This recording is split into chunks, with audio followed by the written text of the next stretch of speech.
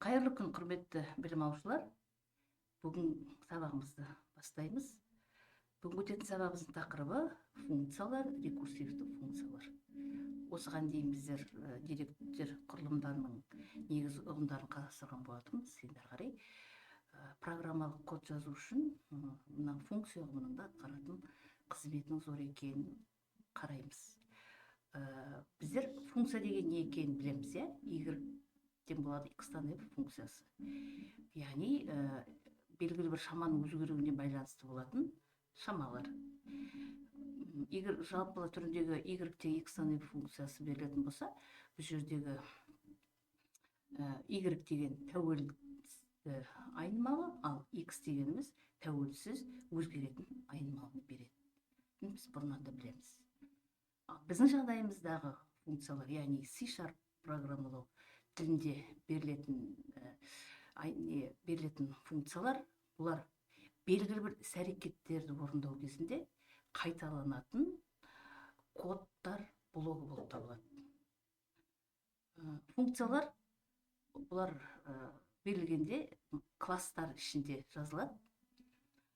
Функцияның берілу жалпы жазылу формасы мына түрде болады. Яғни әуелі қайтару типі, функцияның атауы, параметрлер, функцияның денесі орындалады. Функция болғаннан кейін бұлардың параметрлері болады және аргументтері болады. Функцияның параметрі деген бізде бұлар осы функцияны жазғанда берілетін айнымалылар болып есептеледі. Олар name арқылы бейнеленеді. Сонымен бірге бұлар функцияның орындалу барысында қандай мәндердің қайталанатынын білдіреді. Арнада белгілі болып білдіріп отырады. Ал аргументтер дегеніміз функцияны шақырғанда берілетін мәндер, яғни бұл жердегі нақты мәндер жиынтығы болып есептеледі. Жиынтығы болып есептеледі. Енді бұл жерде жалпы түрі берілген. Осы функциялардың түрлері бар. Атап өтетін болсақ, void, яғни оның сипаттамасы дейді, мәнді қайтармайды. Яғни бізге ненің айнымалы шамалар мәнді қабылдайтын болса, олар мәнді қайтармай отырады. Ал қайтарылатындар, олар int, double string, яғни типтер. Олардың типтері болады, қайтарылатын мәндерге байланысты жүзеге асады. Екінші түрі. Үшінші түрі параметрлі функциялар. Бұлар параметрге байланысты аргументтерді қабылдап, мәндерін кез келген уақытта сипаттап қабылдап отырады. Ал параметрсіз типтері бұлар аргументтерді алмай, бірден жаңағы функцияның орындалу барысында денесіне кетіп отырады. Рекурсивті дегеніміз не? Рекурсивті функциялар өзін өзі шақыру функцияларын мүмкіндігін бере алады. Одан басқа статик. Бұлар объекті құрмай-ақ шақырады. Мысалы, көп жағдайда біздер объектілер нысандармен жұмыс жасайтын болсақ, осыларды шақырмай-ақ статик түрін біздер қолдану мүмкіндігін ала аламыз. Параметр мен аргументтің негізгі айырмашылығы мына таблицада көрсетілген салыстырмалы түрде. Олардың негізгі алатын орны белгілі болатын болса, параметрлерде функция анықтамасында беріледі. Яғни басты сипаттамасында жүзеге асып отырады. Ал аргумент, яғни мана айтқан функцияны шақырғанда барып орындалады және берілген нақты мәнге ие бола алады. Негізгі мақсаттары олардың мәліметтер қабылдайды, мәліметтерді береді. Мысалы, параметрлер мәліметтерді қабылдайтын болатын болса, аргументтер белгілі бір жағдайда есебімізге байланысты кез келген деректерді, мәліметтерді уақытылы беріп отырады.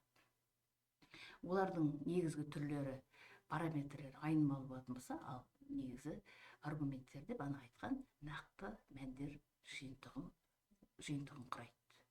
Осы айырмашылықтарды ескере отырып, алдағы уақытта программалық код жазуға мүмкіндігін алуға болады. мына жерде мысал ретінде көрсетілген параметрлер функцияға қандай мәлімет қабылдайтынын білдіреді деп айттық қой біздер. Мына жағдайда мысалы мына екі санның қосындысы берілетін болса, ол белгілі есептің берілуіне байланысты алдын ала беріліп, одан кейін мән беру арқылы олардың нәтижесін ала аламыз. Ал аргумент параметрлері орнын ауыстырып отырады. Мысалға мына жерде 5 7 болатын болса, бұл жаңа жалпы түрде беріледі. Ол есебіміздің қандай түрде берілетініне байланысты мәндердің орнын ауыстыру мүмкіндіктеріне ие болады.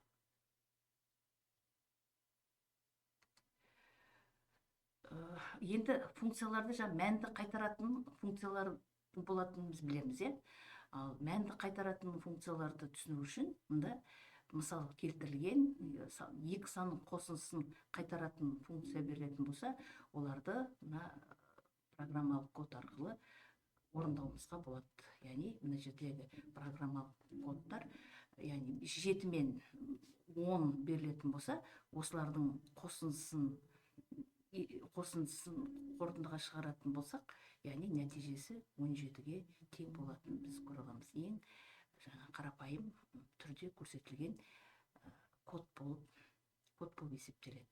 Яғни бұл жерде де бұнағы қайта нетпейтін, бірден нысанға нетпейтін статик несін қолданамыз, одан кейін барып ретурн шығару, яғни қайтару, а мен бұның қосындысы, содан кейін барып ең соңғы нәтижесін консул урайтылын арқылы жүзеге асыруымызға, алу үшін жүзеге асыруымызға болады.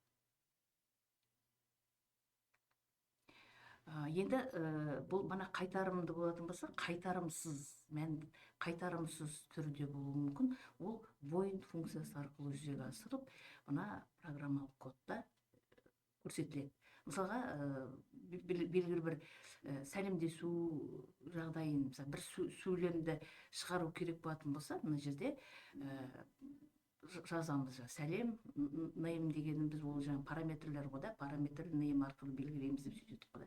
Бұл жерде сәлем бер Айдана дейміз де, ең соңында нәтижеге сәлем Айдана деген сөздер шығады. Бұл қайтарымсыз void арқылы берілетін программалық код болып есептеледі.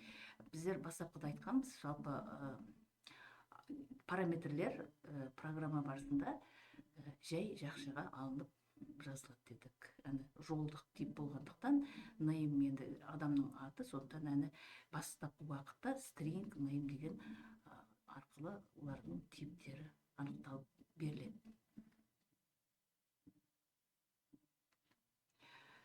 Одан кейін бір класста бірнеше функцияларды қолдану мүмкіндіктеріне ие болуға болады.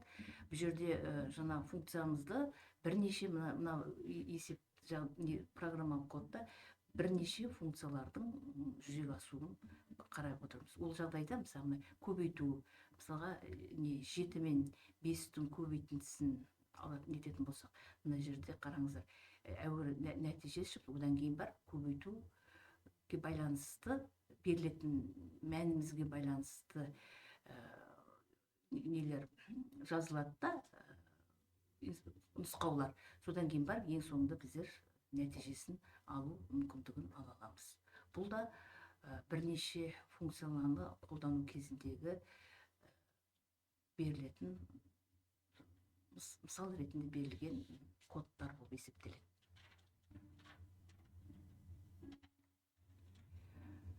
Одан басқа шексіз аргумент, out параметрлері қолданылады.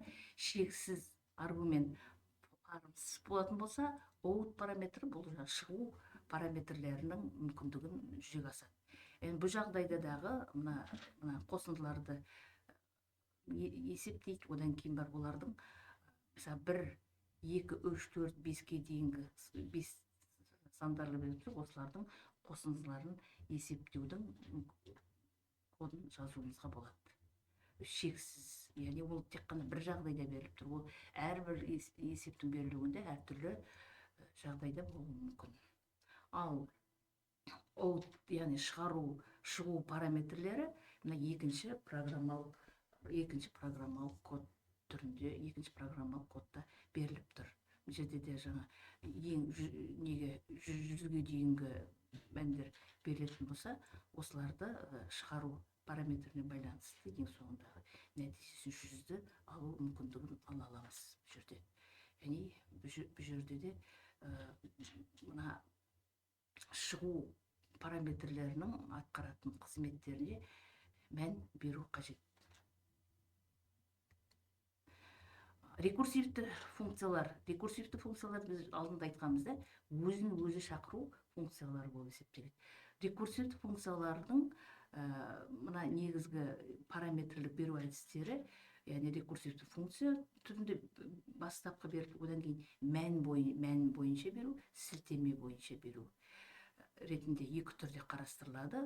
Бұл функцияларды көбінесе мысалға нелерді бірнеше қосындыларды есептеуде, факториалдарды есептеу кезінде көбінесе осы рекурсивті функцияларды қолдана аламыз. Мына жерде мысалы рекурсивті функция факториал деп тұр. Мына факториал дегеніміз ол бірден n-ге дейінгі санның көбейтіндісі деп есептеледі.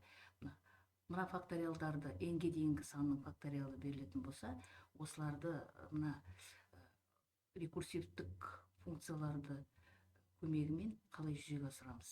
Сол программалық коды мына түрде беріледі. Яғни бұндай нелер, мысалы көптеген күрделі программаларды жазғанымызда бірнеше рет жаңа функцияларымыздың мәндері қайталану бағытында берілетін болса, осы функция ұғымын және де рекурсивті функцияларды қолдану арқылы шығаруымызға болады.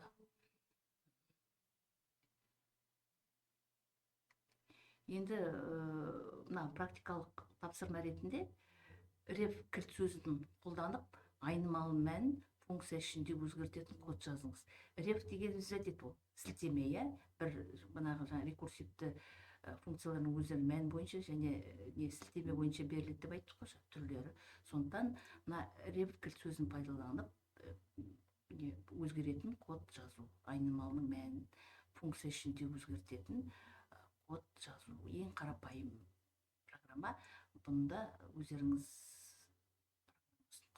қарауларыңызға болады. Екінші тапсырма: бірден n-ге дейінгі сандарды кері бағытта шығаратын рекурсивті функциялар жазыңыз.